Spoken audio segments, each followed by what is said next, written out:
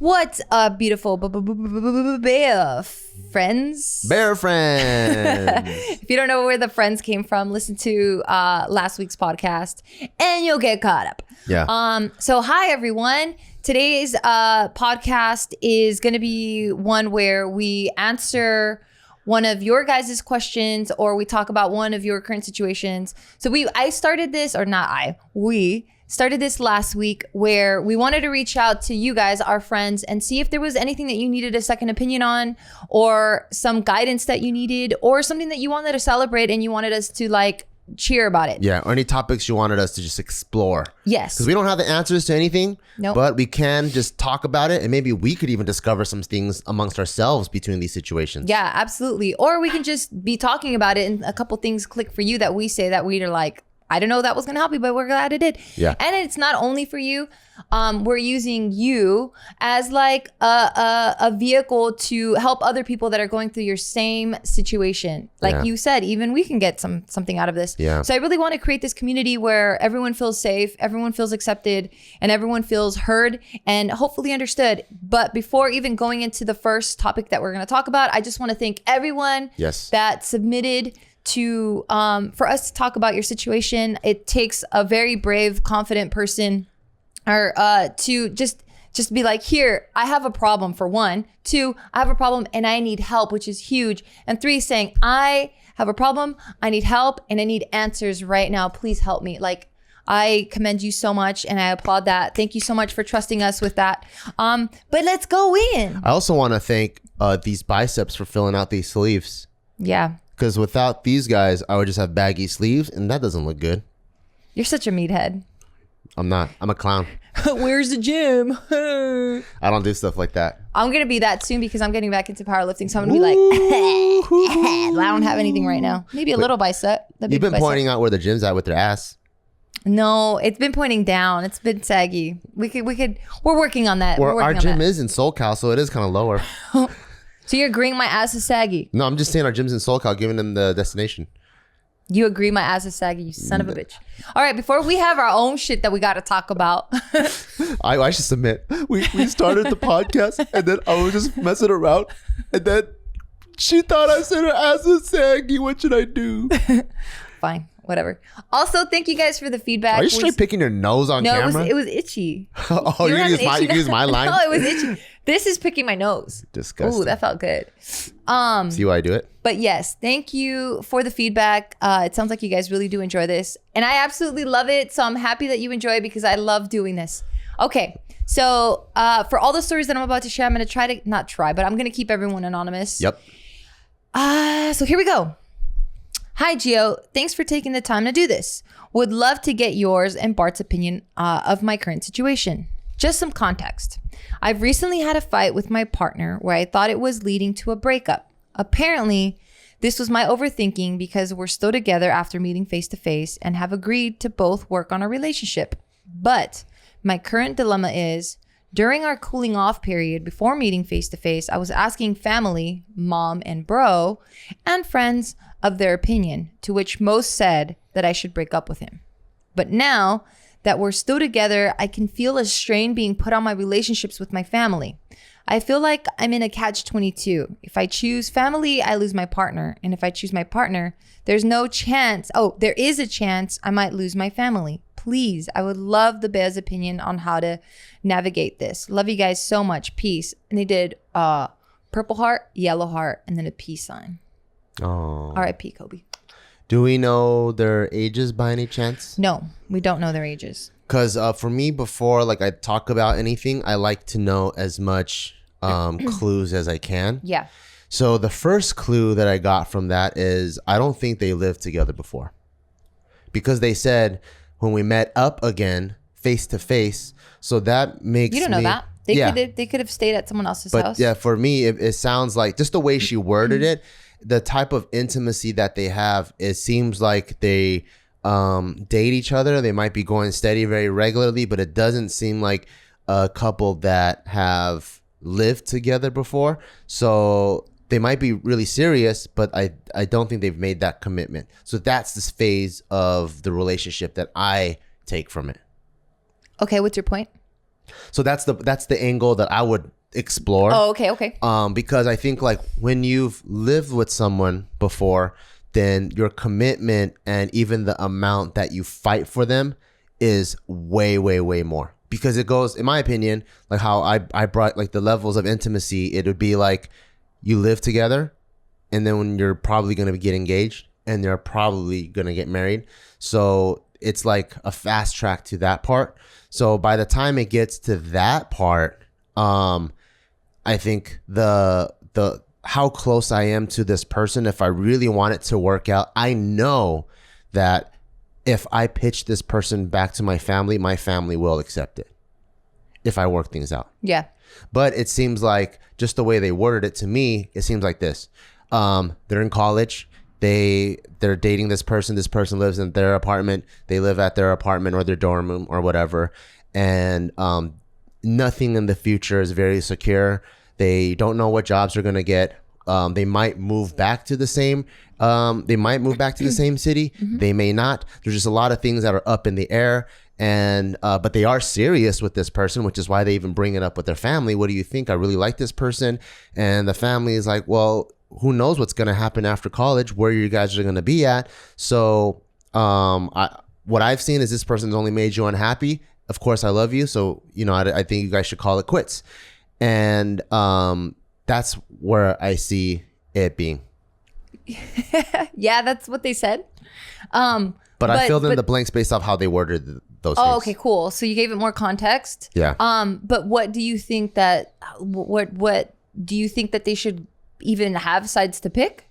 Do you think that they're looking at it the right way, going like it's either partner or family? I think they're drawing this ultimatum because this is the stage they are in their life. Yeah. And it's one of those things where if they are in college and they think this is like their college sweetheart, they don't know what's going to happen after college. This is the biggest thing. Yeah. Versus fast forward 5 years later, when they look back at this, I think they're going to be like, oh, cool, that was a college fling.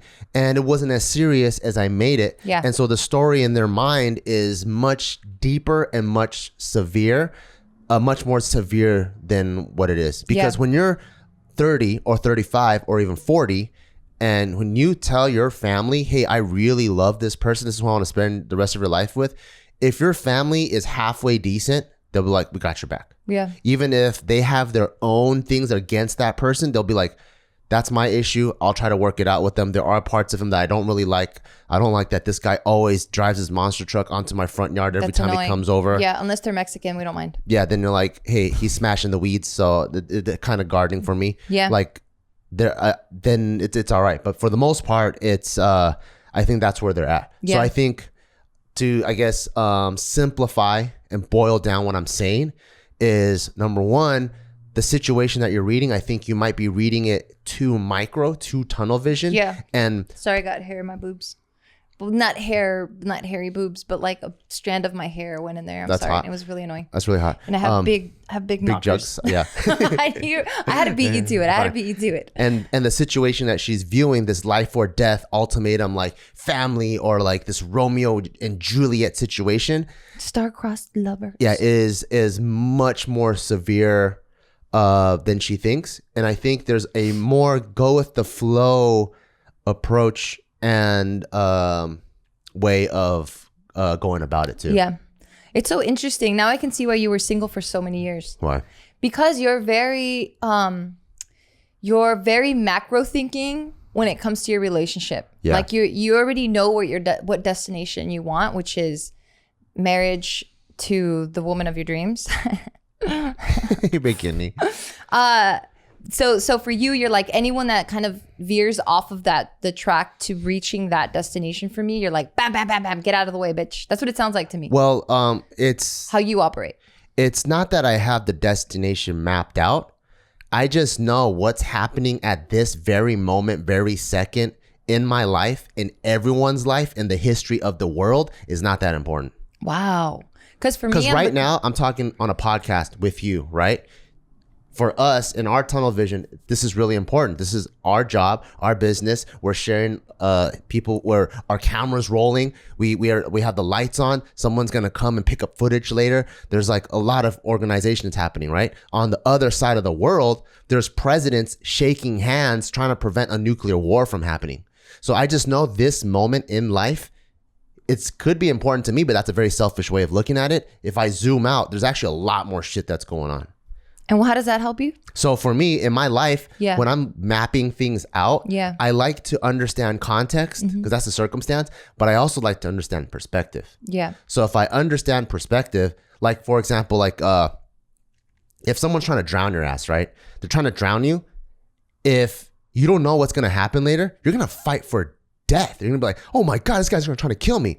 But if someone told you, hey, I'm going to try to drown you for 5 seconds, then for 5 seconds, like, fuck it, go do whatever you want because I'll just hold my breath and I know I'm going to come up for air because you know what the outcome is. So when I look at my life, I like to understand perspective to know how severe I should look at things. That's wild. And so when I'm in college, when I'm dating people, I know I'm dating people in college. So am I going to like bend over backwards and go, fuck you, mom, I fucking love them? I know I'm only 23.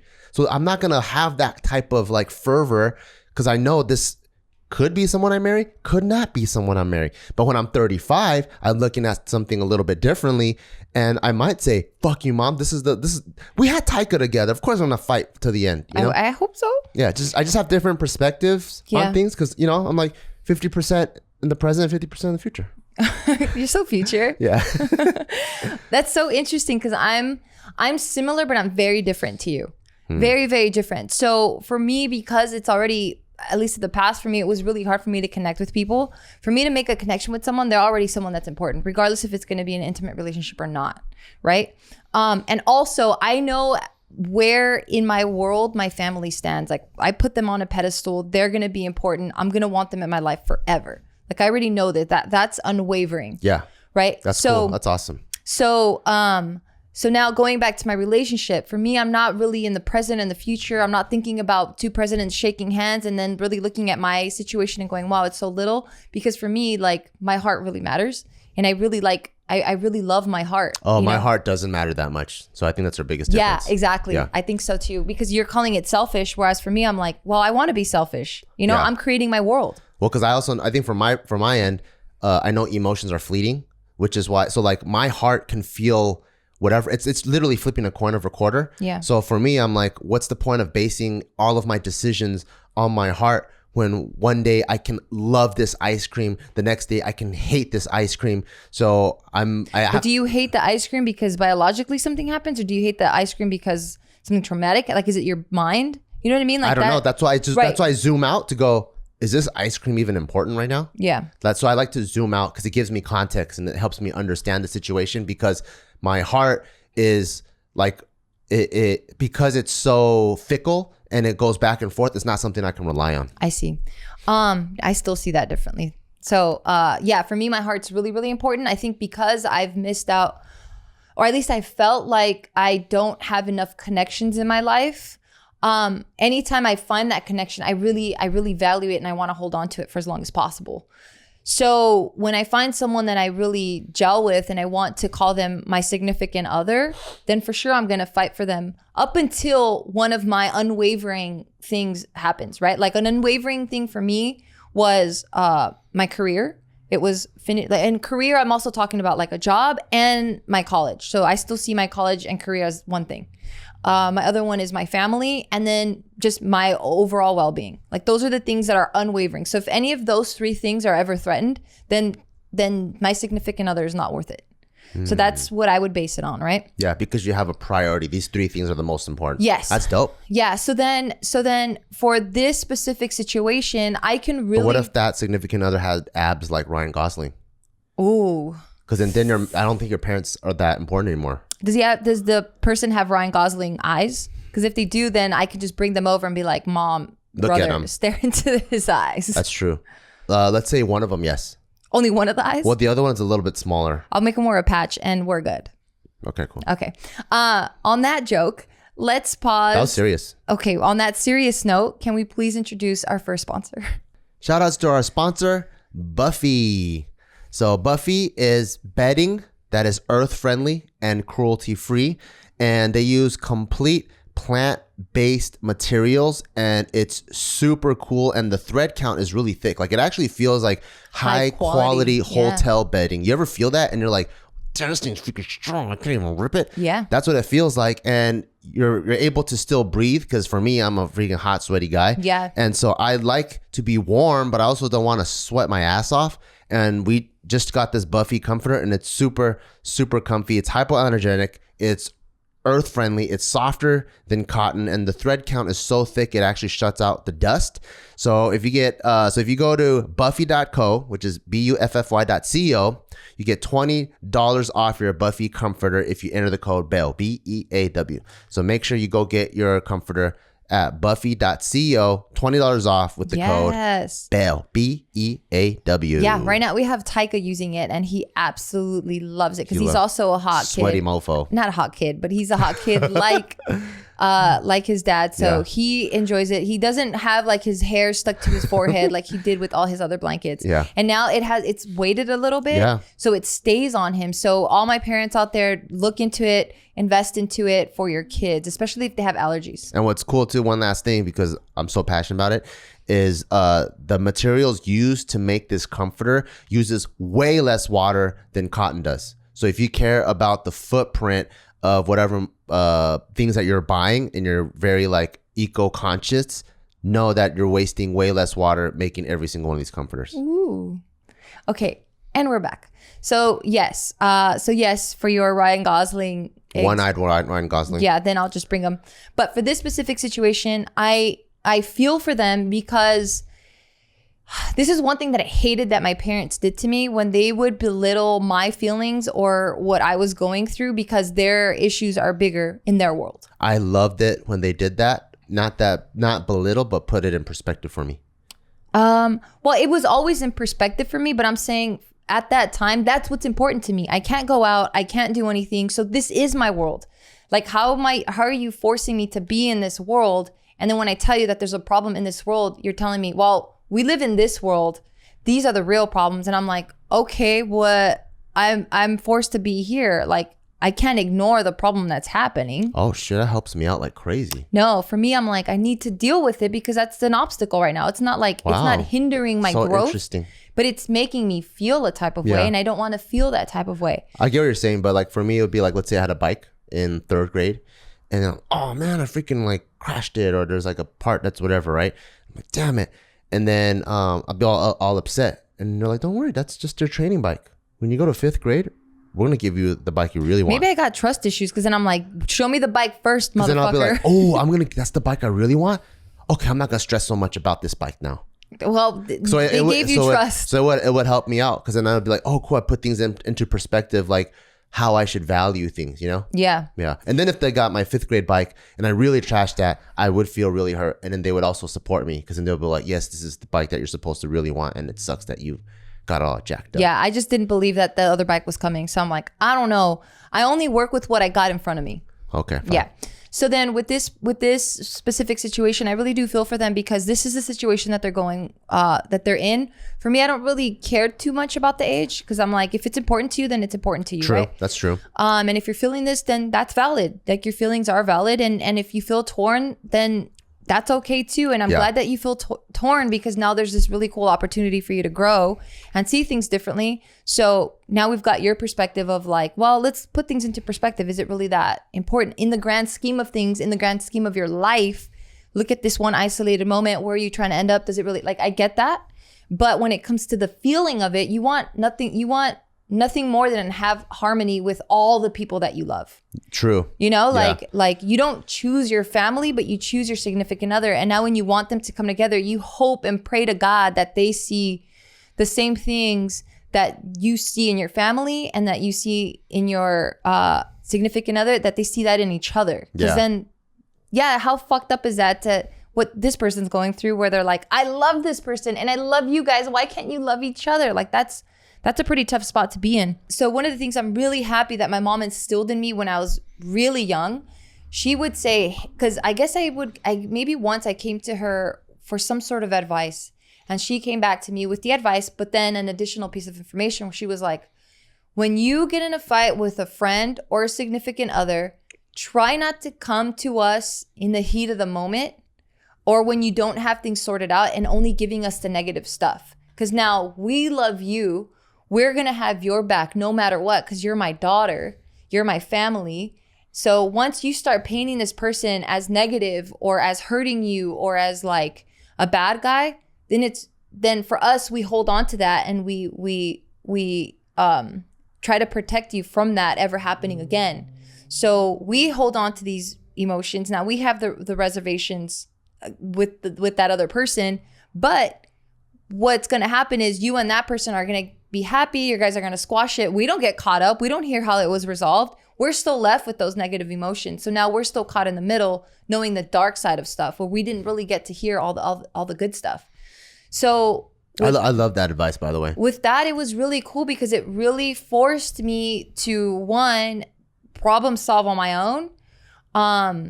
And it also forced me to like really look at things and be like, okay, how do I live without you? How do I live without? Yeah, no, it was more like, is this something that I want to make a bigger deal? You know, like even with friends too, because I'm like, I'm pulling them into, you know, I'm airing out my dirty laundry. This is something that I should be working out with my significant other one-on-one. You know, and if I can't solve it with them one-on-one, then both of us together need to come into, you know, talking to our families or talking to our friends so that we can all work on it together as a community and no one's left in the dark having bad feelings about each other. Yeah. So that I really, really loved it. And this is probably what happened with this person where, you know, like, of course you want to know that your family, you can go to them to talk to them. That's not what I'm saying. Whereas my mom, like it's not that she made me feel like I can't talk to her, but just like going, hey, you and your significant other should solve it first. If you can't, then both of you come to us, to the family, and then we'll all work on it together so that we can see both sides of the coin and we can like really guide you guys. Because right now it's just one side of the story. And of course it's going to be the worst side of the partner, you know? So I don't blame her family for being like, no, dump him. Everything you tell us is shit. He's a shitty person. That's exactly what I was going to say, where when you talk to your family about this person and it's in your worst emotional state, you're going to paint the worst picture of your significant other. Yeah. And your family isn't going to see all the awesome qualities that made you fall in love with them in the first place. Or if all you're giving them are just the problems and they're only seeing the problems. Yeah. You should be like, oh my God, Johnny, let's just assume this person's name is Johnny. Like Johnny just got, you know, promoted, or Johnny just like bought a new dog. Like have them be involved. And people also I think people don't understand that your family is gonna, majority of your significant other, they're gonna see it through your eyes. Oh, yep. So if you tell them that he does this bad, and then the next time is that thing bad, and then the next time is that thing bad, they have an entire database of how horrible this person is. So when you come and then you're like happy to like, hey, meet my guy. No, or if you come back and you're like, hey, I don't know if we just can go through anymore. What should we do? Like, duh. They're gonna be get rid of him. This guy sucks. Yeah. Because you're responsible for how they view your person. So I like the advice that your mom gives. I think it's either when you're extremely emotional, you tell them all the bad stuff, but then also when you're on a high, you tell them all the good stuff. So there's good balance, or you work things out, or you don't come to them when you're in an emotional state, or be responsible too. And when you approach the problem, because everything in a relationship is a two-way street, what did you do to cause the other thing too? And present both things. For sure. Not just, hey, this person yelled at me. For sure. You know, like. Yeah, for me, because I got that piece of advice so early on, I never was the person, and I confidently say this, I was never the person to air out my relationship problems with my family or my friends. It was always like, okay, if I have a problem with my relationship, then that's where I need to solve it within the relationship. Because only us two know what happened. Only us two can chime in. And if we can't figure it out together, then I think it's fair enough to be like, hey, are you okay with me talking to other people about this? Because not only are you airing out your own dirty laundry, you're airing out the other person's dirty laundry, and they might not want to have that aired. Yeah. So for me, I always took that into account. So I would say like, hey, is it okay if I share this with someone else? But my go-to always was to bring it back to the relationship. And when someone's good quality or bad quality is the exact same reason why you love them. Yeah, exactly. You know? So like if you're like, fuck man, Bart's a fucking OCD ass motherfucker. Oh my God, are you in my head? Things are so fucking routine, and when his schedule breaks, he freaks the fuck out, right? Oh my God, baby, yeah. So when Do you know him? So when you go tell someone, like if you go vent and you tell someone that, they're like, oh yeah, God, and then they're gonna start noticing that That's about all they're me. gonna see They're about like, you. damn, this guy, he hates fucking, he's not flexible. He's so fucking stubborn. All he ever wants to do. But the thing is, they're not there when you're like, oh man, I love it when Bart's OCD because everything is done the right way, A to Z. I can predict where he is. I know what's He's going so on. responsible, predictable, and that gives me this whole sense of security because other people don't enjoy that part of it. They're only going to view this because every trait has a negative and a positive spectrum to it, right? Yep. They're only going to view the negative spectrum, Yep. and they're never going to be able to understand the balance that Yep. you experience. Yeah. Yeah. So I guess moving forward for this situation, right? Because now we're stuck. We're stuck where we don't feel like either one is gonna accept either one. Yeah. Or mainly like the family's not gonna accept the partner. So now we feel like shit, it's one or the other. It doesn't have to be that way. That's what I'm saying. I don't think it's that black and white. I think I don't think there's a anything's lot that black and with white. talking, with communication. Everything can be softened up. Yeah. I think there's a way you can help us, especially, I'm assuming that you didn't share as many good qualities as the amount you're venting. Yeah. If you can start sharing the positive qualities so that your family gets the full picture of this person, now you can, and they're equipped with the information to fully discuss this relationship. I think you can slowly win them over. Yeah. And you know what's beautiful about doing it that way? Where you're forced to share the positive, then it forces you to look for the positive. So all you start seeing is the positive in your partner. Yeah. And that already is like a bonus.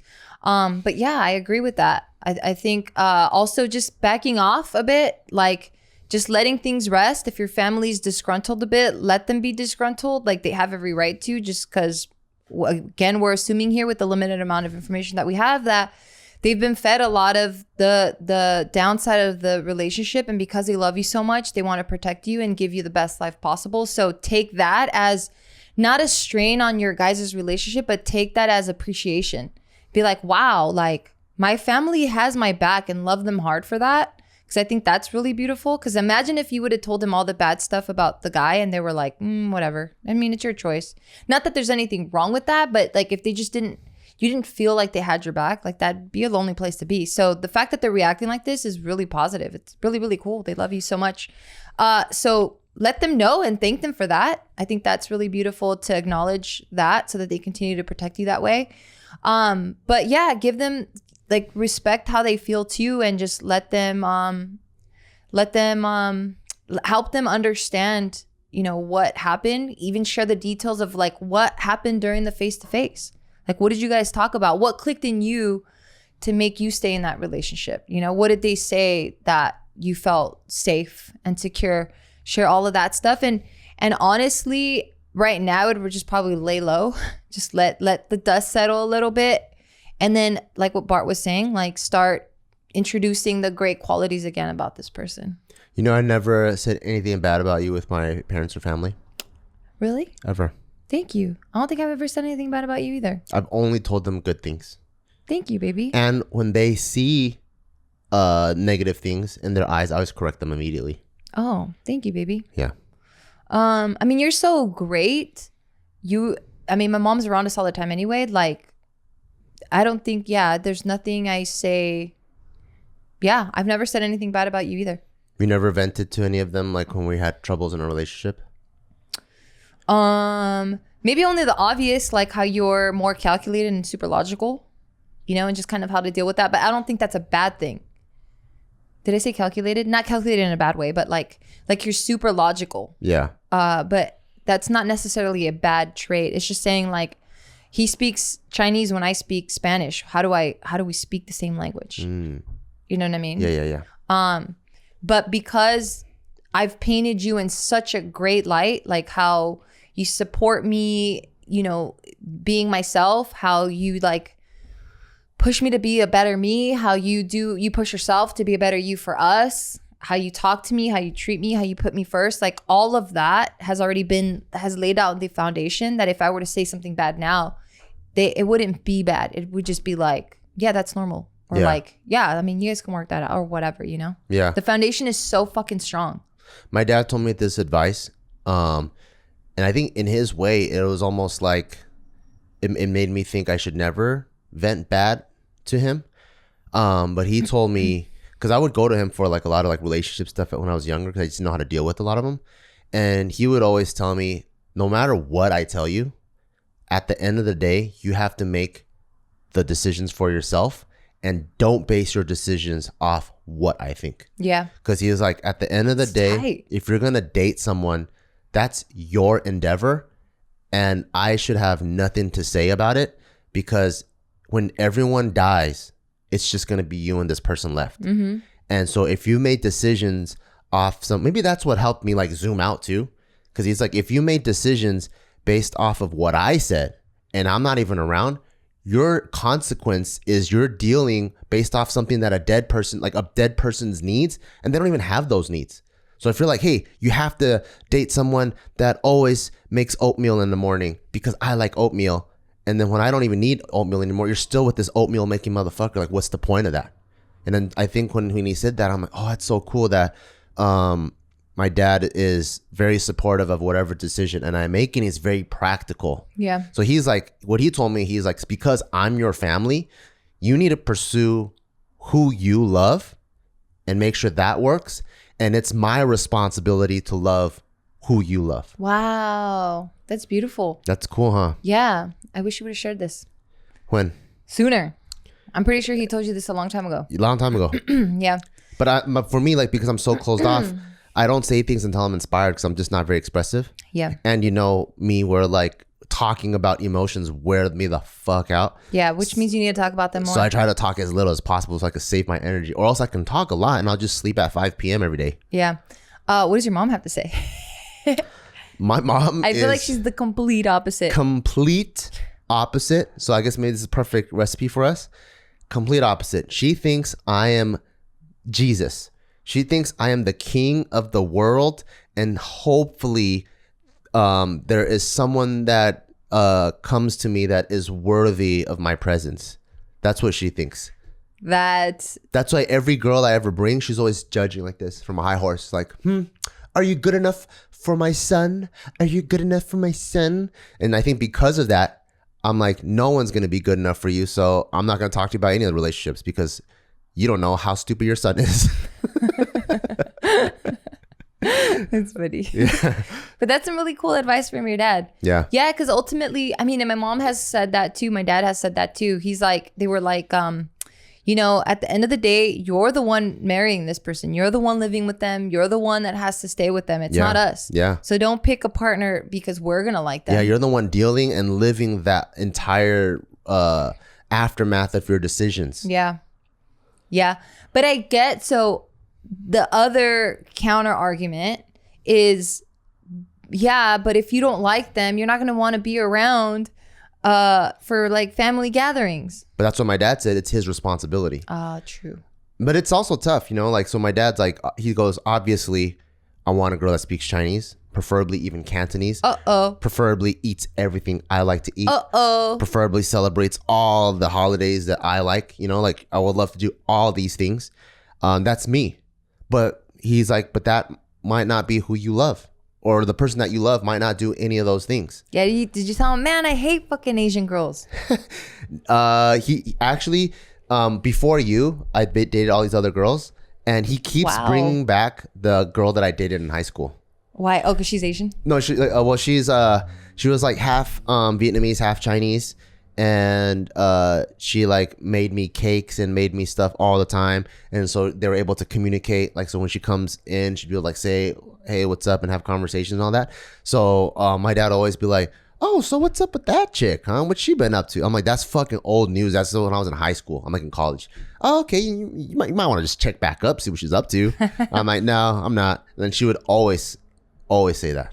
Pretty funny, huh? Yeah. Yeah, she would always be like, She? Who would you mean she? I mean, no, always... my dad. My dad Oh, always okay, be like, okay. my dad would always be like, yeah, just check up on her, and you want to see what's He going on. was hoping. He's like, please give me an Asian girl. Yeah. And now his poor little nephew, not his poor little nephew, but his grandson, is slowly like just sticking to English. Even my grandma, what the fuck is going on in my head? Your grandma. Even my mom, Taika's grandma, is like, damn it, he's losing his Spanish. Because both of us only speak English to him. Well, it's your mom's responsibility to teach him Spanish, and my dad's responsibility to teach him Chinese. No, it's our responsibility. It is our responsibility, what the fuck but are I'm you saying in talking terms about? of a team. No, in terms of the team, you continue the Chinese and not fucking speak Spanish to him. You son of a bitch. But I'm learning Spanish we too. got the Spanish covered, motherfucker. Speak fucking Chinese to him. Okay, I will. In your face. No, you won't. Yeah, I will. Yeah, we'll see. You're going to keep saying the same shit he already knows. Pizza, erdo. I'm just making sure he masters those before I move to the other things. He has them already. He corrects other people. Like David and his girlfriend Mario were over, and he was saying something. Oh no, well, this one's in Spanish, but he's mastered it so much that he was asking for milk. Yeah. Right? He was asking for milk in English. So he's like, milk, more milk, more milk. And she didn't understand what he was saying. And she's like, hey, what is he saying? And then he looks at her and he goes, leche. Like with attitude. Damn. He said it in Spanish, like, okay, bitch, milk, but in Spanish. And then I'm cracking up. And she's like, wait, does he want milk? I'm like, yeah, he told you in 2 languages he wanted milk. Well, my dad loves the shit out of him. Yeah. Which is awesome. And I actually like that too, because I kind of like that they don't speak the same language, so they can never talk shit. And the love is just pure love. I wish they would talk shit, because I would love for them to go, and I'm like, what are you guys saying? And they go, ha. Because obviously your dad's never going to tell him to do some malicious shit. They'll be able to. He'll. I think when we put him in Chinese school, if I teach him some more, I think they'll be able to talk. But the thing is, it's so hard to even have a kid speak my dad, because... What do you mean speak your dad? Because my dad doesn't really speak Chinese either. Oh, speak to your dad. Got it. My dad speaks his shit. Yeah. Which is a broken Mandarin pronouncing things in a Cantonese way. I wish I could hear it, because it just sounds like Mandarin to me. It sounds dumb. Okay, imagine this. So you know Uncle Sam and Uncle Chin? He speaks that version of Mandarin. Can I get a taste? Like this. Like he pretty much speaks the Chinese like this. So like certain things he even pronounces wrong. There's so many things that like I grew up as a kid. Finally, when I went to Chinese school, I've been pronouncing it that way, and it's only because I heard my dad say it that way, because he's pronouncing a Mandarin word in a Cantonese way, and that's not even how you pronounce it. Oh, so you're glad he's not learning from your dad, because he's gonna learn bad. He's gonna learn all these weird things. Okay. So I actually want, if Taika were to learn Mandarin or Chinese, it should be from my mom. No, we'll just take him to school. Yeah.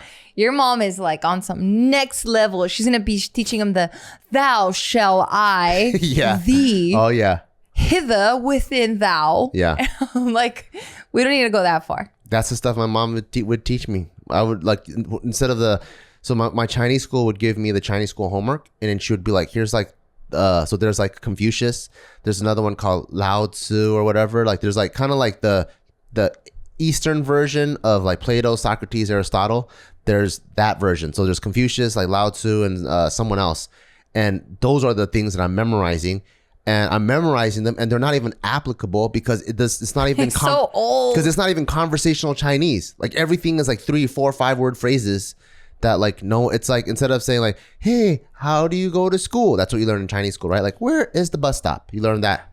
This one, it's like sky mountain meets the floor or some shit like that. Shit. You know, like, how the fuck do I use this in a regular conversation? Yeah, but look at how smart you are now. Am I smart? Yeah, you're really smart. Oh, thank you. I think that's why your head's so big. There's a lot of brain cells, yeah. There's a lot of information in there. Thank you. Okay, so to conclude this, do you have any final closing thoughts? For this specific question? Yeah. Well, I like kind of like how we had differing opinions. So I do like the kind of like one, maybe zooming out can be helpful, so that you don't think that it's end all be all. End all be all. But then also, if you don't want to zoom out, and this is really important to you, and you actually want to zoom in, then also understand maybe there were things that you painted a incomplete picture, and so your family is judging based only on an incomplete picture. And so if you do want them to view them the right way, then it's your responsibility to paint the complete picture so they have more information to make a better decision. But ultimately, I think how you want the dynamic to be is completely in your control. Because even for us, like if I want you and my mom or my dad to have a better relationship, I can't just throw you two in the room. I have to be there to translate, you know? And then if you say things, I have to make sure I translate in a way where it's softer and nicer to my mom. My mom says things, I have to make sure it's in a way that you feel good, so that I'm a constant like conduit of harmony. Yeah. Instead of just go, you guys figure that shit out. Oh, you guys don't do good? That's your guys' fault. Yeah, that's bad. Yeah, that's really bad. I think whatever situation you're in, you have the full ownership and responsibility of how the outcome is. Yeah, and this is even applicable to non-romantic or intimate relationships. Like, have you ever been introduced to someone by a mutual friend, and they're like, oh, dude, this person over here, they're kind of shady, man. Like, they talk a bunch of shit, you know, like they're really negative to be around. Just watch out for that stuff. Yeah, when you meet them, you're already like, your guard is up. You're like, I don't know about this and you're guy. like only looking for that thing, you know? And then if you put your guard down a little bit and you really observe them and watch, then you're just like, wait, this person was misunderstood completely. They're actually really fucking cool. And and sometimes you might even like that person more than the original, you know, the mutual friend. Yeah. You got to think of yourself as a host, you know? Like even the host for like a comedy show, you go, all right, coming up next to the stage, you've seen him on Netflix. He has 3 specials, super funny in this movie. Welcome, James Weber. But if you're like, you know. Who's James Weber? I don't know, I just made up a name. That's a good name. But if you're a bat and then everyone likes him, oh, cool, James Weber is on Netflix. Versus you're like, all right, welcome to the stage. This motherfucker never pays his taxes and he barely likes his kids, doesn't pay child support. He probably didn't even work on this set at all. He didn't work on the set at all. I don't even really think he's that funny. Welcome, James Weber. Everyone's like, why the fuck did I pay money to see this dude? Yeah. Fuck James Weber. You know? All the James Webers out there are like, damn it, what did I do? Yeah. Yeah, it works for any relation. Like I can tell you right now, there's like a handful of people that were introduced to me in a very negative light. Yeah. That like, and I try so hard to make my own conclusions about people because I hate falling a victim to someone else's perspective of things in general. Yeah. That like, that when I see that person that was introduced to me in a negative light, like I try to shake it off, but it's still there, you know? And I'm like, and if I see little hints of the bad thing that the other person told me about, I'm like, oh, fuck, I'm focusing on it. I'm like, no, shake it off. Create your own opinion, form your own, you know, opinion on this person. It's hard. It's really hard. So, and that's just with a friend. Now imagine how much more work you got to do for other people to shake it off when it comes to someone that they love, like their daughter or their sister. You know what's one thing I like about science that I think makes things kind of fair is when you have a hypothesis, which is like you have your kind of you're based off some evidence, you have some sort of conclusion or you have some sort of theory assumption. Your first job is to immediately disprove what you think. So, do you have an example? So like if you're like, you know what? I think Gio's a bitch, right? A non-thinking person or a person that doesn't try to be fair, someone with extreme cognitive bias would be like, aha, you see those? That's why they wore that chain, because she could flaunt on people because she is a bitch. Or you see how that's a lazy motherfucker. You see how that person orders a drink and she grabbed the drink first? Yup, fucking bitch. But what I like about science, because people that are scientists, they're purveyors of the truth and they're trying to critically think and try to be fair. The first responsibility is to try to disprove your own hypotheses. I love that. So disproving that I'm not a bitch. Yeah. So the first thing is, okay, I think Gio's a fucking bitch. The first thing I do is like, wait, if she is, why did she, when she got her food first, why did she give it to the other person? Or wait, what is that? Wait, what? How can she be a bitch if she's so nice to all these other people around me? Then it helps if you can immediately disprove it, then your hypothesis is already out the window and you're examining things. Versus like a lot of people, it's like they have this and that's their truth. They already start collecting on this side, but the proper way is you have this, you immediately try to go to this side. And if you really can't find anything, maybe it is to this side. So that's one thing I liked about science, where you're trying to critically think. And critically think, it's tough because you have to put your own ego aside. Yeah. Because your ego wants to feed your hypothesis. Yeah. I like that a lot too. And it's really, really, really hard. Yeah. It's really hard. But the more you practice it, it is like a muscle. Like the more you can exercise it, the bigger it grows and the easier it becomes. Yeah. The more emotional state you're in, the more you're trying to protect your ego. And then that's when you can go like, oh, wait, am I doing the right thing? Yeah. And you know how you know if you're operating with your ego or not? How? If you're feeling a type of, like if you're feeling negative about it, then that means you're being selfish and you're feeding into that ego. Really? Because you're making it about yourself. Oh. Yeah. Because if you're not making it about yourself, then you're making it about the other things. Right. Yeah. So you're making it about the other things, which means you're trying to empathize because you're trying to understand that. That's true. Yeah. I like that. Yeah. So anytime you're feeling it and you're like, why is this happening to me? Or like, I hate that I'm feeling this. You're being selfish because you're just thinking about what's happening to me. Yeah. Damn, yeah. That's so dope. I love that. Mm-hmm. Yeah. I learned a lot. I'm learning a lot. I love it. Yeah. I'm like in a good place. I'm just like, oh shit, this shit's blowing my mind. Yeah, it's mind blowing. That's part of like zooming out for me a little bit too. Like I'm lifting. I'm like, fuck, this is so fucking hard. Why is it so fucking hard? And I'm like, wait, I'm sure someone else in this world that's lifting the same way and thinks it's easy. Stop thinking about myself. Oh, that helps. Yeah. That helps in that situation. Because I'm just thinking about myself. Oh, it's so hard. Why is this workout an hour long? Oh. Because you programmed it, you fucking dumbass. I know, but did you do your own programming? Yeah, but I do my own. But other people, I program for other people, and they're killing it. Why? All right. Well, I think those were our closing thoughts. Yeah. I think that's it. That's it? Yeah. Oh, cool. I hope we were able to help give you some sort of guidance. Anyone else out there that's kind of going through something similar, just make sure to paint people in the right light. Stay positive. Show them love. And like when you're sharing people to other people, give them the best. Give them the best version of themselves to that person so that they can make up their own conclusions. Because, I mean, how do you feel when like someone tells you something negative? Like when they're like, hey, like something offensive about you, like it sticks with you for a long time. But if they tell you something positive, like it doesn't, for some reason, why are we like this? It doesn't stick with us as long. Our body is an Instagram comment section.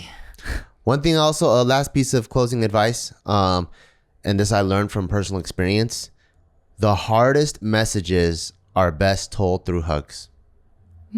So like, if you're like, man, I really want to get back with this guy. I don't know if my mom would like that. Hey mom, can I talk to you? I just want to talk to you one-on-one. I really want to share a piece of my heart with you. Yeah, what is it? Hug her. Mom, you know I love you. I know you love me and I'm very grateful you brought me into this world and I know you want the best for me.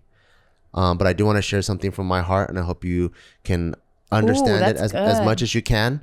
And it would mean a lot to me if you could understand as much as you can. The guy that we've been having trouble with, I want to give it a second chance. And I hope that you can help me and support me through that. And even if you think it's a mistake, help me go through this mistake because I think I need to go through this in order for myself to learn. That's tight. And then you're vulnerable. Yeah, and a lot of times messages told through hugs or the heart, people feel it a lot more. Yeah, that's beautiful, baby. Yeah. Okay. I love it. Thank you. So again, this is a new segment for us. We still don't know what to call it. We did see some of your name submissions, but keep those coming. We're going to like boil it down to one that we really like. And if you really like this series, because we're uploading 2 videos now, these are going to go up every Friday. And if you guys, all our friends out there like it, let us know and we'll continue to do these. If not, we'll stop them. We'll go back to the drawing board and create something else. But for now, we're going to continue doing these. And stay close to our Instagram at barquan, at geo_Antoinette, because we will start putting out prompts to submit your stories, whether they're good, bad, celebrations, whatever. And then we'll start talking about them. Thank you guys for watching. And me and Ma Bear, we have our own brand, which also sponsor this podcast, which is Barbell Brigade. And we're a supplement, fitness, lifestyle apparel, as well as gym company. So make sure you go to barbellbrigade.com. Go check that out. Everything that you need to help you perform better, dominate your goals, and be humble. We have all of that. Go check that out. And also, special thanks to our sponsor, Buffy. For $20 off your first Buffy comforter, visit buffy.co and enter code BEAW. That's for $20 off your first Buffy comforter. Visit buffy.co and enter code BEAW. Thank you guys so much. See you guys next week. Bye.